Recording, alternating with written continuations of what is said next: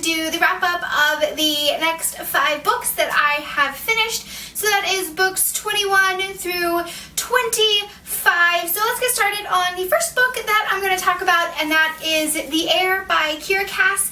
This is actually a reread for me. I reread it before I read The Crown because I couldn't remember everything that went into the story, and I really like to go into the next book and a sequel really refreshed with what the story was in the previous book. So reread it, and I have to say this book, for me anyway, was a lot more enjoyable the second time around because I knew going in that I wasn't gonna like Eland.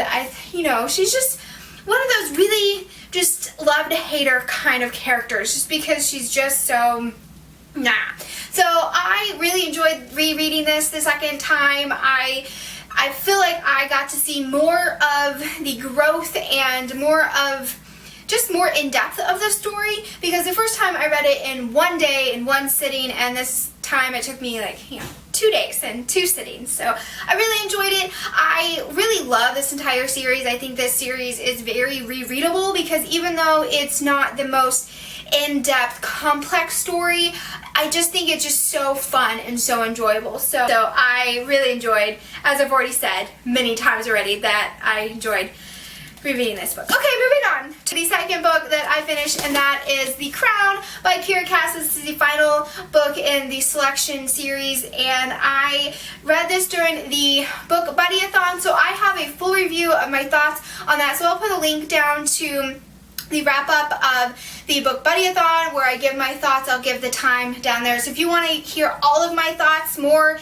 in-depth of what I thought about this, go check that out. But overall, I would say I give this a 3 out of 5 stars. It was still fun and still the same story, but I just felt like it lacked the heart of the rest of the series. So moving on to the next book, and that is Red Queen by Victoria Aveyard. Again, I read this book during the book buddy-a-thon, and I will put a link down to, again, that video down below. I'll put the time on it, so if you want to hear all of my thoughts on this, you can go check that out. But overall, I gave this book a 3 out of 5 stars. I thought it was very just vanilla for the genre. I enjoyed the writing, and so I really hope that Victoria Aveyard writes more books that are not in this series, because I would definitely read something else by her, but I don't know if I want to continue with this series because it didn't really grab me as much as I was hoping. And so, but I would like to read something else by her because I really enjoyed her writing. So that was Red Queen by Victoria Aveyard. Okay, and then the next book that I read and finished was Across the Universe by Beth Revis, and I, again, started this book during the book buddy-a-thon, but I did not finish it, and I finished it a few days afterwards, and I really, really enjoyed this book. This book takes place in space. It follows the perspective of Amy, who she is from Earth, and her and her family are frozen and put on this ship to travel across the universe to a new planet to re-civilize it, and they are supposed to be frozen for 300 years. Well, 50 years before they land, Amy is unfrozen, and so she wakes up on this ship of this crazy colonized ship, and she realizes that she has 50 years before she is going to land and before her parents are going to be unfrozen. And so it's her experience of living on this ship and seeing that maybe it's not they're not all quite there. And then you have Elder, who is the other perspective, and he is being groomed to take over as leader on the ship. And I just loved the story. It was just a great mystery. I really loved the dual perspectives. One, because the perspectives worked together. You had one story, you were getting the story through different eyes, and so there were different aspects of the story that you were getting from Amy's vision, and you were getting the other aspect of the story from Elder. And so it wasn't 2 different storylines, it wasn't 2 different, completely 2 different places in the story. It was the same story, you were just kind of seeing it from their eyes. And so I really thought that the dual perspectives really worked well together, and I just thought this was very just unlike anything I've read, and I loved that it was just this space journey and this just mystery and this crazy civilization.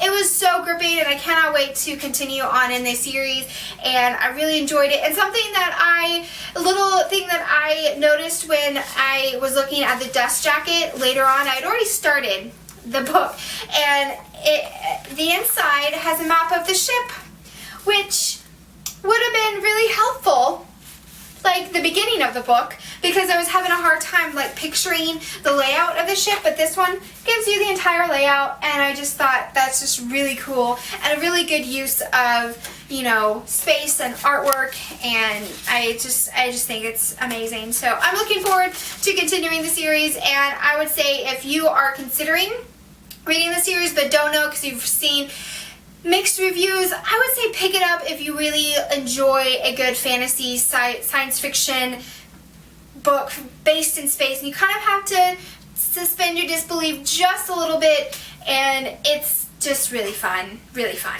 Okay, and the last and final book that I'm going to talk about is Thicker Than Water by Kelly Fior, and I started this book as well during the Book Buddy-a-thon but didn't finish it, and this book is a psychological drama book, and it was really, really good. I really enjoyed it. It follows Cecilia, who, when you first meet her, you realize that she has been convicted of her brother's death, and she is in a lockdown detention psych ward, and she is meeting with her therapist and her lawyer to prepare her for her trial. And then you flash back to several months before to when like everything kind of started, and it tells the story of how she got to the detention center. And I thought that the two different timelines actually worked well together. I did appreciate that at the beginning of the chapters when she started, so you have April, and then when you go to the next chapter, that changes. You have June, present day, and then it goes, there's other things that, like, when it jumps back, it'll tell you 3 months earlier or present day. And so you know at the very beginning of the chapter where you are in the timeline, and so that's very helpful because you don't have to spend the first few paragraphs trying to figure out where you are in the story. And so I liked that, and I thought she did a brilliant job of really telling the two different timelines and keeping you interested in both, to kind of how did she get there, and then where is she going to go, and how it's going to happen to her. I thought that was great. I thought it was a very gripping story, and I was really invested in these characters. And then I just thought that the ending, when you finally get to when the stories kind of collide together, and the ending is just really rushed. I really wanted like another 50 pages, because this book is not even 300 pages, and so even another 100 pages, I think I would have still continued to read and be invested in it. And it just kind of ended, and I just wanted more, and not in a like, I wanted more in that satisfied way. It's like I wanted more to really understand what happened to Cecilia and how she went, how she just developed and how she, progressed and all of that. And so I would recommend it if I really did feel like it was a very heavy story, kind of deals with some real life issues, and so I would recommend it. Just the ending was just a little bit lackluster for me, but I still gave this book a 4 out of 5 stars, and I really enjoyed the writing, so I probably will be picking up more from Kelly Fior.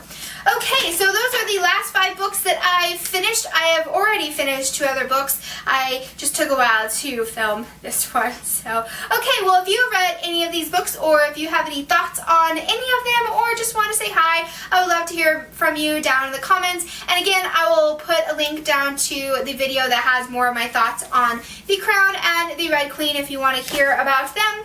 And as always, guys, I hope you're having a great reading month, and I will see you on the flip side. Bye! Woo! I have nothing funny to say at the end of this one. Nothing. I got nothing.